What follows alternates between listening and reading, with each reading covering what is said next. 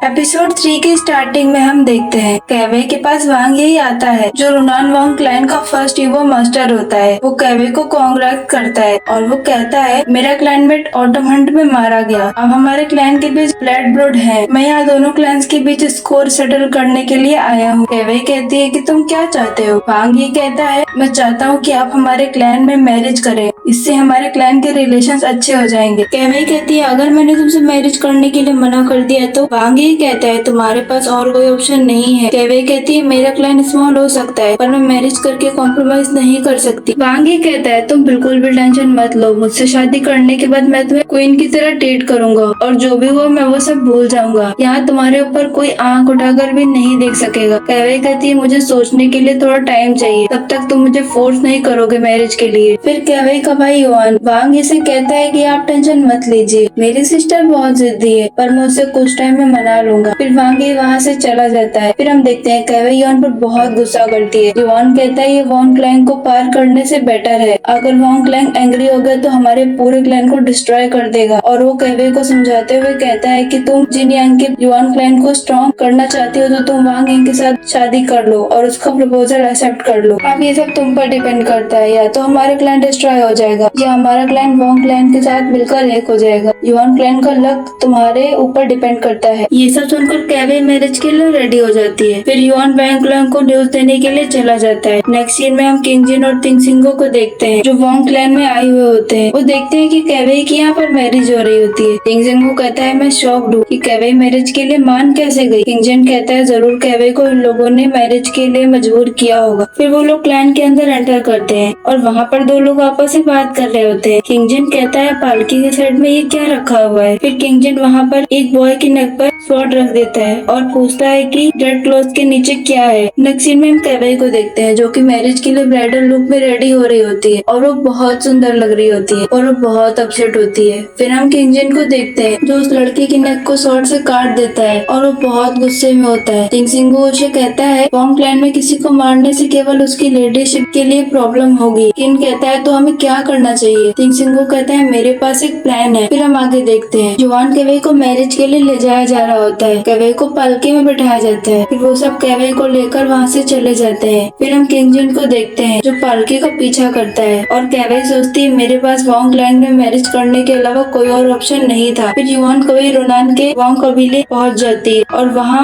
सब उसका वेलकम करते हैं। वॉन्ग कहता है टाइम हो चुका है, मैरिज स्टार्ट करी जाए। फिर कैवे वॉन्ग क्लैन के वॉन्ग कोई के स्मारक टैबलेट को देखती है जो कि उसी के मरे हुए भाई का होता है और वो शॉक्ड हो जाती है। फिर उसे पता चलता है कि मेरी मैरिज एक डेड बॉडी के साथ करवाई जा रही है। वांग ये कहता है क्या तुम्हें पता नहीं था वांग क्योंकि वो तुम्हारी वजह से हुई थी, मुझे लगता है तुम दोनों एक दूसरे के लिए ही बने हो, तुम्हारा भाई इसके लिए एग्री हो गया था, क्या तुम्हें उसने नहीं बताया था। युआन ने जानबूझकर कैवे से सब छिपाया था। फिर वांग यही स्वॉर्ड निकालकर कैवे की नेक पर रख देता है और कहता है कि तुम्हें ये मैरिज करनी पड़ेगी। फिर कैवे जानबूझकर स्वॉर्ड से अपना गला कटवाने का कोशिश करती है पर कैवे को सब लोग पकड़ लेते हैं और उसे जबरदस्ती डेड बॉडी के पास ले जाते हैं। फिर वांग ये कहता है तुम्हारे मरने के बाद तो अपने हस्बैंड से दोबारा मिल सकती हो। फिर वो लोग कैवे से जबरदस्ती हाँ बुलवाने की कोशिश करते हैं पर कैवे कुछ नहीं बोलती और वो कहती है कि इससे अच्छा तो मैं मरना पसंद करूंगी। और वो कहती है मैं मरने के बाद एक बैड सोल बनकर वापस आऊंगी और तुम सभी से अपना रिवेंज लूंगी। वो लोग उसका गला काटने ही वाले होते हैं कि तभी डेड बॉडी हिलने लगती है और उसमें से तिंग सिंगो बाहर निकल के आ जाता है और वो कैवे को प्रोटेक्ट करता है। फिर वो लोग उस पर अटैक करते हैं पर तिंग सिंगो इजली बच जाता है। फिर युआन कैवे भी फाइट करने के लिए रेडी हो जाती है। फिर सभी एक साथ होकर कैवे और तिंग सिंगो पर अटैक करते हैं पर तिंग सिंगो टाइम को रोक देता है और वो कैवे को नॉर्मल कर देता है। फिर वो सभी का गला काट देता है। फिर वहाँ किंग जिन भी आ जाता है। फिर वो डायरेक्ट वांग ये को मारने के लिए उस पर अटैक करता है, तभी वहाँ बहुत सारे लोग आ जाते हैं। फिर किंग स्पीड से भागता है। कैवे ये सब देखकर शॉक्ड हो जाती है और वो कहती है कि तुम इतने पावरफुल कैसे हो गए हो। फिर किंग कहता है मैं बस 3 सेकंड में सबको मार दूंगा। फिर वो सबसे फाइट करने लगता है और इसी के साथ हमारा आज का एपिसोड खत्म हो जाता है।